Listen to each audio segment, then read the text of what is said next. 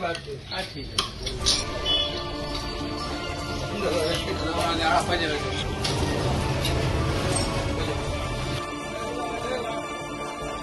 স্বাধীনতা দিবসের আগে খড়িবাড়িতে এটিএম লুটের ছক, লোহার রড দিয়ে এটিএম ভেঙে লুটের ছক। খড়িবাড়ির ভাল্লুকগড়ার বিহারগামী জাতীয় সড়কের ধারে রয়েছে এই বেসরকারি এটিএম। জানা গেছে ভোর রাত 2টোর পর এটিএম এ ঢুকে লোহার রড দিয়ে ভেঙে টাকা লুটের ছক কষার আগেই পুলিশ খবর পেলে ঘটনাস্থল থেকে পালিয়ে যায় দুষ্কৃতীরা। পরে ঘটনায় 4 জন দুষ্কৃতীর দল ছিল বলে পুলিশ সূত্রের খবর। ঘটনাস্থলে সিআই নকশালবাড়ি, খড়িবাড়ি থানার ওসি ও পুলিশ আধিকারিকেরা।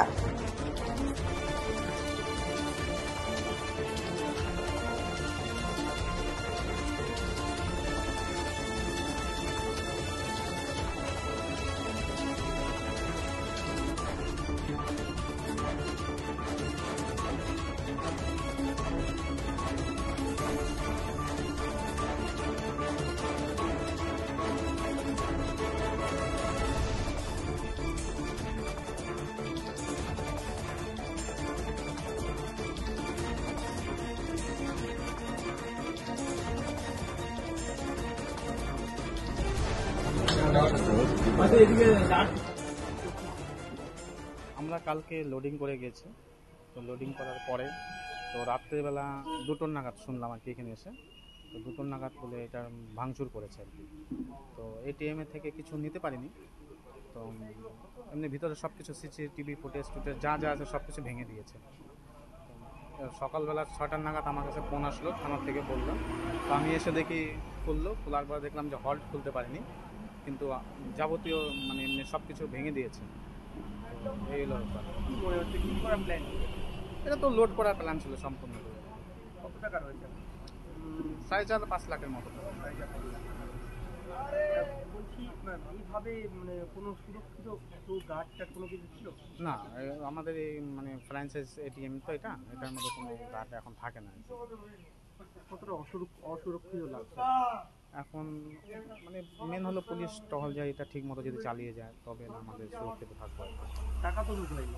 না, টাকা লুট হয়নি, কিন্তু কালকে যা টাকা দিয়ে গেছে তারপর তো ওটা বেরিয়ে যাওয়ার পরে হয়তো এখন কিছু থাকতে পারে আর কি, অতটা নাই। জাতীয় সড়ক পাশেই তো বিহার, কি মনে হচ্ছে? এটা এখন পুলিশ প্রশাসনই বলতে হবে কিভাবে হচ্ছে বা কোথা থেকে লোক আসতেছে। কিভাবে ঢুকেছে কোনো কিছু আপনারা জানতে পেরেছেন? না, আমরা তো তখন ছিলাম না এখানে, তো আশেপাশের লোক যে মানে দেখেছে, বললো কোনো গাড়ি নিয়ে এসেছিল, তো হয়তো মানে ভাঙার জন্য চেষ্টা করেছে, পারিনি। এটিএমটা তোলার জন্যই চেষ্টা করেছিল আর কি গাড়িতে। ব্যাংকের সঙ্গে কথা হয়েছে? হ্যাঁ, সব কথা হয়েছে, আসবে সিসিটিভি ফুটেজ আসবে 10টার নাগাদ, তখন দেখা যাবে কি হচ্ছে না হচ্ছে। কি চান আপনারা? আমরা চাই পুলিশ প্রশাসন আর একটু মানে সতর্ক থাক, বা আমাদের টহলদারিটা ঠিক মতো হোক, এটাই আর কিছু। শিলিগুড়ির পর তো আবার 1 মাসের মধ্যেই ঘটনা। হ্যাঁ, মনে হচ্ছে ওই গ্যাং এখন স্যার আমি তো এটা বলা যাচ্ছে না এখন কোন ওই গ্যাংও হতে পারে বা অন্য কেউ থাকতে পারে, যতদূর সম্ভব ওইটাই হবে। কতজন ছিল ওরা? আমি এটা বলতে পারবো না। আপনার নাম? আমার নাম নিরঞ্জন মণ্ডল। আপনি কি রয়েছে? আমি এখানকার মানে ফ্র্যাঞ্চাইজের আর কি আছি। ঘটনাটা, আমি তো এই পাশের দোকানদার। আমি কালকে 11টার সময় দোকান বন্ধ করে বাড়ি যাই। প্রতিদিন 11টার সময় যাই। কালকে 11টার সময় যাওয়ার সময় আমি একটু দাঁড়িয়ে দেখলাম, প্রতিদিন একটু লক্ষ্য করে যাওয়ার সময়। অন্যান্য দিন তো ঠিকই থাকে, কিন্তু আজ সকালে আমি ঘুমাচ্ছিলাম ভোরবেলা, তখন এই হাল্লা চিল্লা শুনতে পারলাম। এই সোয়া 2টা নাগাদেই এটা ভাঙচুর হয়। খড়িবাড়ি থানার প্রশাসন আসে, সব দেখাশোনা করে। আমারও সিসি ক্যামেরায় আমি ফুটেজ দেখলাম, তো যা বোঝা গেল যে বিহারের দিক থেকে আসাই কোনো গাড়ি এসে সাইডে লাগানোর পরে ভিতরে ঢুকে চেষ্টা করে ভাঙার জন্য এটিএমটা। যা কতদূর কী ক্ষতি হয়েছে সেটা আমরা বাইরে থেকে বুঝতে পারছি না, এখন প্রশাসনিক ব্যাপারে সেটা দেখবে। এটা খুব খারাপ, একটা ন্যাশনাল হাইওয়ে উপরে একটা এটিএমে এত সাহস যে এত গাড়ি চলার সত্ত্বেও তারা এভাবে এটিএম লুট করা।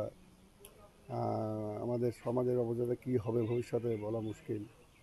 প্রশাসনের তরফ থেকে তো সঙ্গে সঙ্গে এসেছে, দেখেছে, এখন তারপরে এগুলো হচ্ছে। এখন কি বলা যায়, মানুষের মানসিকতা আলাদা রকম হয়ে গেছে। জানা যায়নি, তাতে যা ফুটেজ থেকে যা বোঝা যাচ্ছে 3-4 জনের মতো ছিল। বিহারের সাইডের গাড়ি বোঝা গেল যা।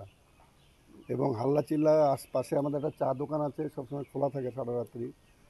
ও প্রথমে জানতে পারে, ওখান থেকে হাল্লা চিল্লা করাতেই পুলিশ প্রশাসন আস্তে আস্তে ওরা গাড়ি নিয়ে ঠাকুরগঞ্জের দিকে চলে যায়।